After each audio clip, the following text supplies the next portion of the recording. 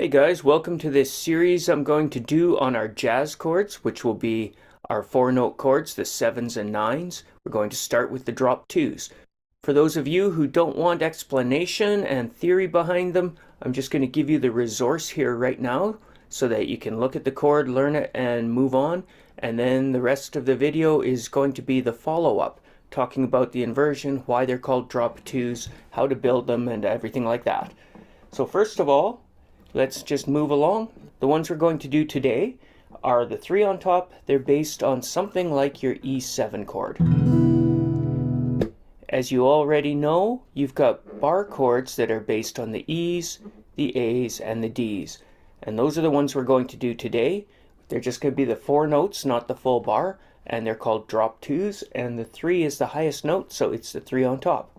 Let's do this. I've written it at the 2nd fret here, but as you know, chord pictures move, so let's put them on G. Your root on G, your 5th on the next string. Notice that's just a power chord. Root and 5. Under your bar is the flat 7 on the 4th string, and the 3 is this middle finger on the 3rd string. So you get root, 5, flat 7, 3. We just play those 4 strings. At first you may say, why don't I just play the bar chord I already know? And that's of course legitimate. These are subsets of those chords, but these will be later expanded out into all your chords. That would be the G at the 3rd fret. Let's move to the next string. That's a C note. Again, root and 5 on the bottom of it, so it looks like a power chord.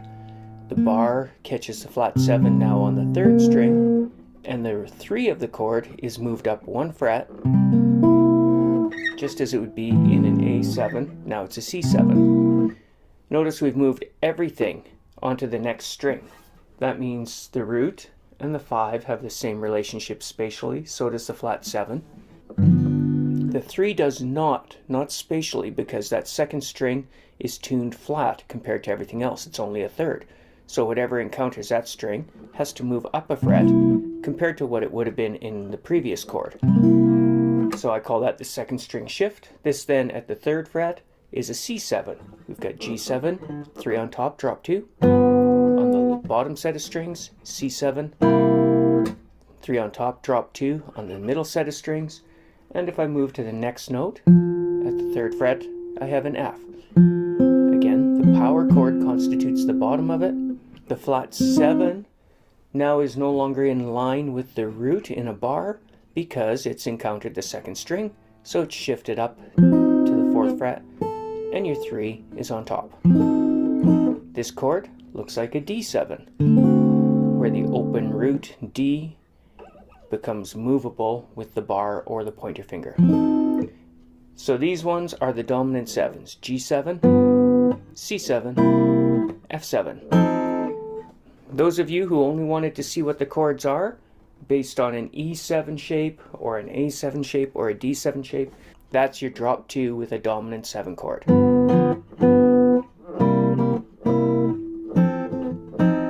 That's dominant 7, probably our most useful chord, but we can do major 7, minor 7, half diminished, and fully diminished 7 in the same position, jumping from string set to string set. We'll look at those in a minute, but right now, why are they drop 2s? What is this inversion even talking about? Well, when you build a chord, you build it root, you go up a 3rd to the 3 of the chord, you go up a minor 3rd to the 5, then you go up a 3rd to the 7, or a minor 3rd to a flat 7. So a chord is built in thirds. 3rd, 3rd, 3rd, and 3rd, either major or minor 3rds. Then when you invert, the first inversion takes the root and kicks it to the top. So this chord would have been root, 3, 5, flat 7 in proper order. G, B, D, F. We can invert it by starting on the B note and moving the root to the top. B, D, F, G. That's first inversion. It's the same notes, but we start on the 3rd. Second inversion, we move the 3rd up as well. So we start on the 5. D, F, G, B. Same G7 still. Just in 2nd inversion. Root position, 1st inversion, 2nd inversion. Now that I have my 3 on top, I have the makings of the drop 2 I want. To make it a drop 2, you drop the voice that's second from the top to the bottom. That puts the root back on the bottom, but now it's under the 5. So where second inversion said D, F, G, B, D, F, G is second from the top, we move it to the bottom. So we get, again, root on bottom, 5, flat 7, 3. That's what's meant by drop 2. We've dropped the second highest note back down to the bottom. These are called 3 on top. The reason I start with them is they're the most visually identifiable. They look like a power chord at first. So you can always find your root on the lowest string in the chord. So there's a G note, put a power chord, and the flat 7 and 3 above it. There's a C note, make a power chord, flat 7 and 3 above it. F note, power chord, flat 7 and 3 above it. Here's the blues in C with that. C, F7, C7, F7 again, C7 again, G7, F7 up here if you like, C7, and G7. So these chords are, of course, 100% movable. So if you have that blues in C7, you could do a blues in D7 with the exact same chords and patterns. D7, G7, D7, A7, and D7. But I don't have to go to G7 on the top set of strings. I saw it's down here. So I can do D7, G7, move it up to the 5th fret, A7, and D7.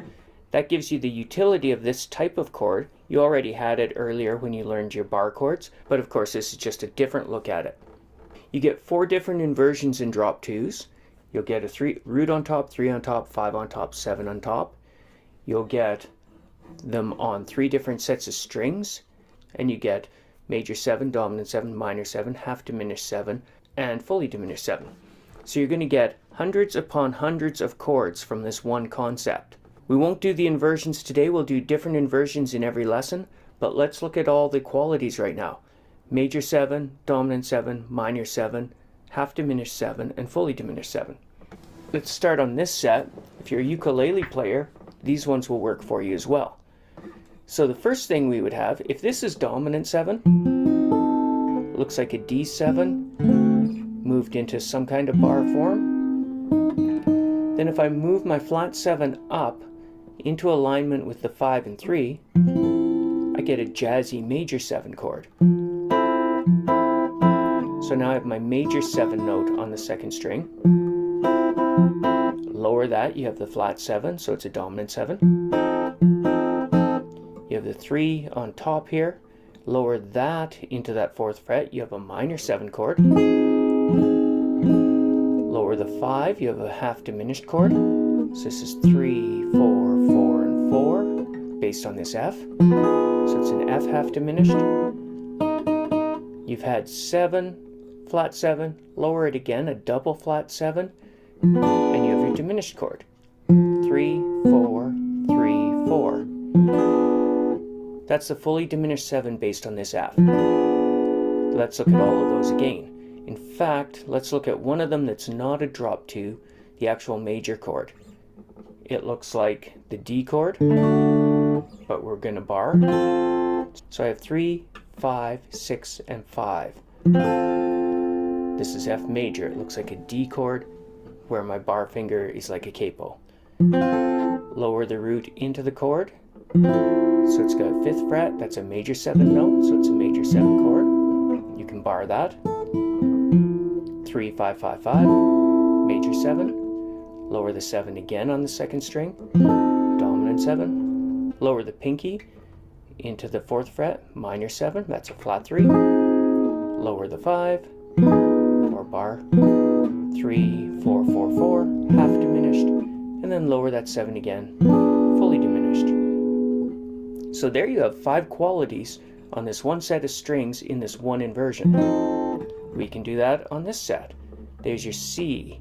Looks like an A chord, barred up. Your root is right here in the middle, lower at 1 fret. So we have 3, 5, 4, and 5. That's your major 7. That root has gone down 1 fret to the major 7. Lower it again so it's in the bar. It's a flat 7, so the chord is dominant 7. Flat the pinky note to the flat 3, minor 7. Flat the 5, so it's a half diminished. It's got a flat 5, flat 7, flat 3. Fretwise we have 3, 4, 3, 4. And lower that 7 again to a fully diminished 7 chord. So it's back here now. 3, 4, 2, 4. And in this position, it's a C. Not only do we have 5 different qualities, we have 12 different chords. So you got 60 of those already. They're not quite as useful down on the third set of strings. We're so deep that some of those inversions aren't going to sound great, but we'll look at them anyway.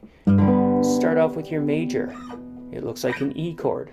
Your root is here on the pinky. Lower it 1 fret.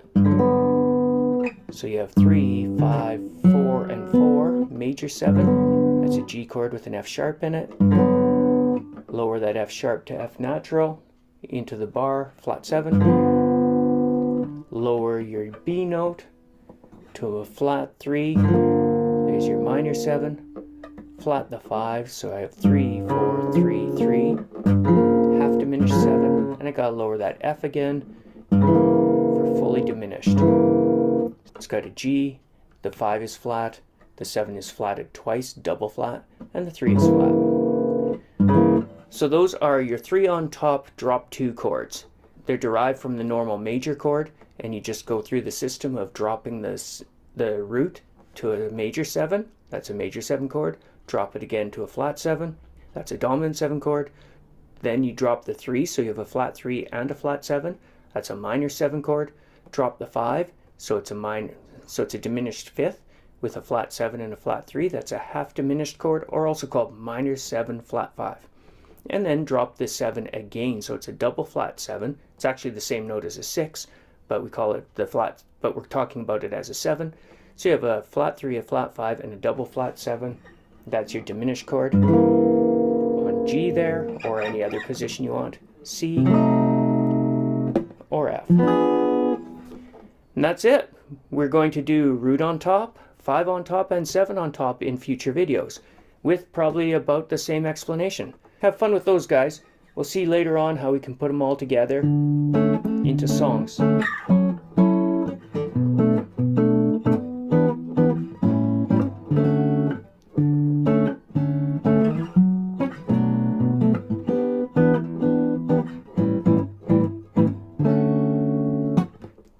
Catch you later.